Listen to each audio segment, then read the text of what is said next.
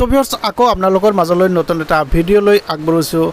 আশা কৰোঁ আপোনালোকে ভালে আছে। আপোনালোকৰ আশীৰ্বাদত ময়ো ভালে আছোঁ, কিয়নো আজি নতুন ভিডিঅ' এটা আপোনালোকৰ মাজত তুলি ধৰিছোঁ। ভিডিঅ'টো স্কিপ নকৰাকৈ সম্পূৰ্ণ শেষলৈ চাই থাকিব।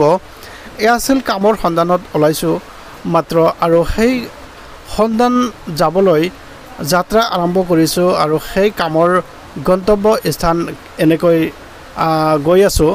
তো ভিউয়াৰ্স আমি মানুহ আমি জীৱিকা অৰ্জন কৰোঁ বা জীৱিকা অৰ্জন কৰি আমাৰ পৰিয়ালটো পোহপাল দিওঁ। বিভিন্ন মানুহৰ বিভিন্ন পৰিস্থিতিতে জীৱিকা উপাৰ্জন কৰে।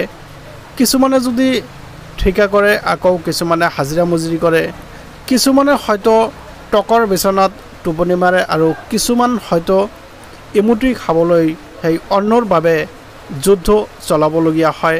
ইয়া চাওক, ইতিমধ্যে কামৰ গন্তব্য স্থান পালৈ আপোনালোকক দেখাবলৈ চেষ্টা কৰিম। আপোনালোকে চাওক, ইতিমধ্যে কাম আৰম্ভ হৈছে।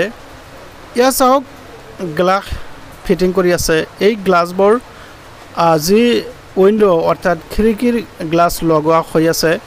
এয়া চাওক কি সুন্দৰ দৃশ্যৰে এই গ্লাছসমূহ লগোৱা হৈ আছে।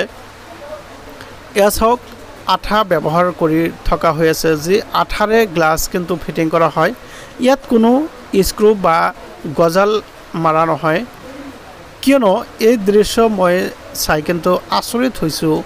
এই আঠাৰ যে ইমান পাৱাৰ, সেই পাৱাৰকে আমি অকণমান অনুভৱ কৰি আছোঁ। এয়া চাওক, যিসকল শ্ৰমিকে এতিয়া কাম কৰি আছে, সেই কামৰ দৃশ্য আপোনালোকে চাওক আৰু আনন্দ উপভোগ কৰক, কিয়নো এই গ্লাছসমূহ কেৱল এই আঠাৰ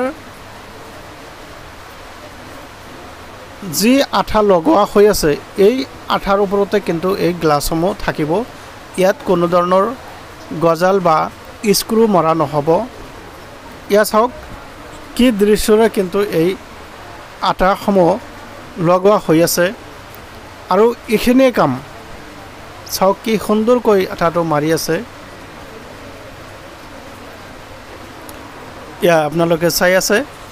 তো ভিউয়াৰ্স, এই যাৰ যি কাম, এই কামসমূহ নিত্য প্ৰয়োজনীয় কাম, কিয়নো যিহেতু আমাৰ পৰিয়াল আছে, সেই পৰিয়ালটো পোহপাল দিব লাগে, আৰু সেই পৰিয়ালটো পোহপাল দিবৰ বাবেই অহৰহ অবিৰতভাৱে আমি বিভিন্ন পৰিস্থিতিত আমি কাম বন কৰি পৰিয়ালটো পোহপাল দিওঁ। কিছুমানে হয়তো খেতি বাতি কৰি নিজৰ পৰিয়ালটো পোহপাল দি আছে, আকৌ কিছুমানে হাজিৰা মজুৰি কৰি পৰিয়ালটো পোহপাল দিছে।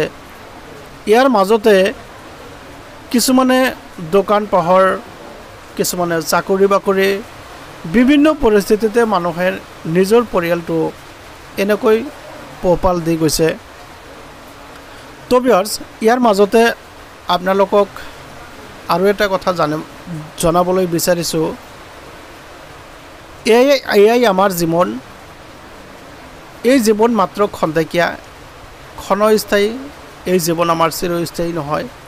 ইয়াৰ মাজতে কিন্তু আমি বিভিন্ন ধৰণৰ দাঙ্গা ফসাদ, হাই কাজিয়া কৰোঁ।